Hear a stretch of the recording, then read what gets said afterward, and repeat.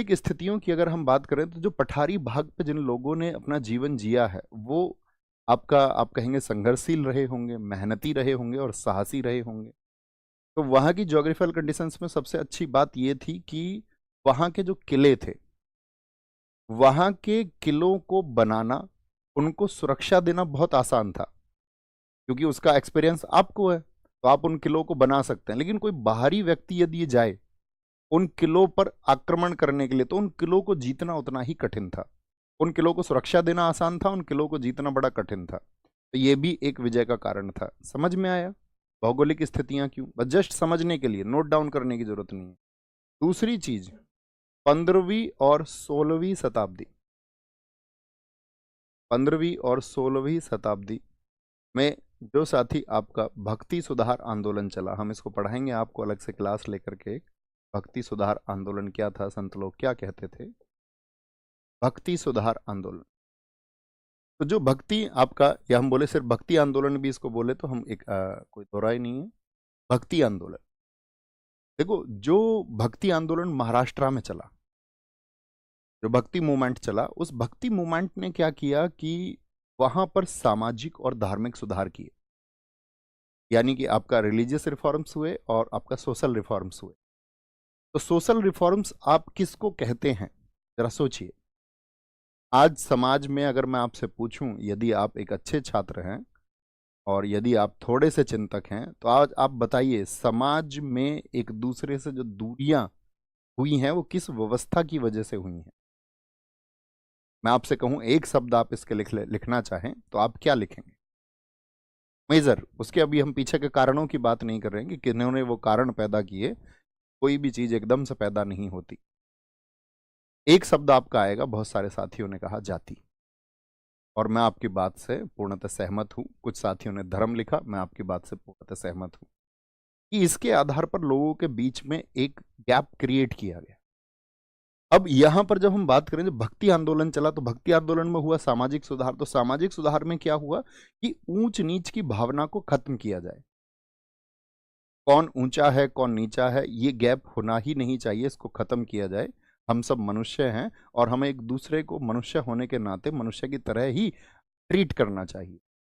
तो उस भक्ति आंदोलन ने क्या किया, पूरे महाराष्ट्र में एक प्रभाव डाला। तो लोगों के बीच की जो दूरियां थी वो कम हुई, और ये महाराष्ट्र के संतों ने करके दिखाया। चाहे वहां पे आपके जो भी संत रहे महाराष्ट्र के, अभी हम आपको नोट कराएंगे सारी विध महत्वपूर्ण है। मान के चलो गुरु थे इनके छत्रपति शिवाजी महाराज जी के, या आपका एकनाथ गुरु थे वहां पर इनके समय पर, वामन पंडित थे जिन्होंने इस काम को करके दिखाया। तो वहां पर महाराष्ट्र में राजनीतिक सुधार, जो पॉलिटिकल रिफॉर्म्स है वो तो बाद में हुए, उससे पहले क्या हुआ है, सामाजिक सुधार हुए हैं। समाज के बीच की जो दूरियां हैं उनको कम किया गया है ताकि समाज संगठित हो पाए। आप अपने आप को कैसे एक रूप दे पाएंगे, आप कैसे यूनिटी को दिखा पाएंगे। कहीं कल जरूरत होगी, उन्होंने ये बात सिद्ध की, कल आपको जरूरत होगी किसी आक्रांता से लड़ने की, किसी विदेशी शक्ति से लड़ने की आपको जरूरत हुई, तो कहीं ऐसा तो नहीं होगा कि उसका नेतृत्व किसी अन्य जाति का व्यक्ति कर रहा हो और आप ये कहेंगे ये तो हमारी जाति का व्यक्ति नहीं है और इस संघर्ष में हम इस व्यक्ति के साथ नहीं है। तो इसमें तो एकता फिर दिखाई नहीं देती। तो उन्होंने सारे महाराष्ट्र को एकता के सूत्र में पिरो दिया। महाराष्ट्र का एक एक गांव मुगलों के खिलाफ किला बन के खड़ा हो गया। तो ये सब क्यों हो पाया? क्योंकि जो असमानता है, जो आपका बीच की खाई है, जो बीच की दूरियां हैं, उनको दूर करने का काम किया गया। क्लियर है भक्ति आंदोलन का क्या प्रभाव रहा? तो भैया राजनीतिक सुधारों से पहले, और मैं कल की क्लास में कह भी रहा था आपसे, पिछली क्लास में मैंने कहा कहीं पर भी राजनीतिक सुधार होने से पहले यह जरूरी है कि वहां पर सामाजिक और धार्मिक सुधार किए जाएं। ये राजनीतिक सुधारों से कहीं ज्यादा होना जरूरी है। तीसरी चीज, दक्षिण में जो साउथ था, दक्षिण में जो हिंदू मुसलमान संतुलन था, हिंदू मुसलमान संतुलन, इसको समझे। उत्तर भारत में आक्रांता आए, खूब तबाही मचाई, औरंगजेब कितना क्रूर शासक रहा ये पूरा देश जानता है। ऐसी स्थिति आ गई थी कि औरंगजेब के समय पर उत्तर भारत में हिंदू मंदिर बहुत सीमित संख्या में रह गए थे, और अगर रह गए थे तो बहुत छोटे छोटे मंदिर थे जो कहीं गलियों और कोनों में थे। दूसरा, इन्होंने अपनी भाषा फारसी को बहुत जोर दिया और लोगों पर उसको थोपने का प्रयास किया। और यही दो चीजें क्या हो गई कि लोगों में आपका इनसिक्योरिटी का भाव आ गया, असुरक्षा का भाव आ गया। और ये असुरक्षा का भाव कहां पर था आपका? ये था उत्तर भारत में। दक्षिण भारत के लोग भी जानते हैं ना, कल को ये स्थितियां दक्षिण भारत में भी होंगी।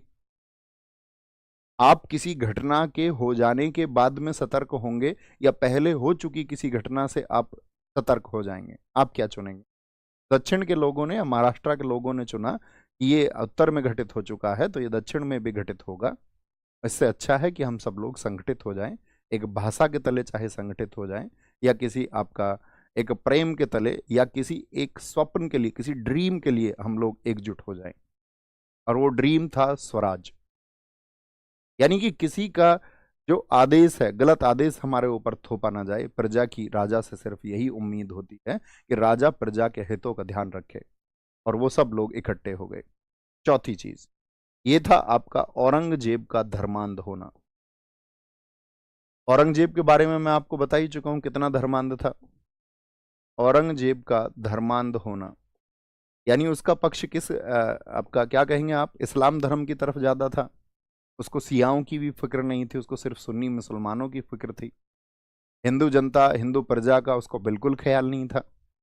उसके सारे उदाहरण मैंने आपको बताए हैं। तो आप कहेंगे हाँ, ये फैक्टर्स क्या रहे इससे महाराष्ट्र की जनता में, वो जब प्रचारित प्रसारित हुई बातें तो उनको लगा कि यार हमको तो यूनाइट हो जाना चाहिए, और वो यूनाइट हो गए।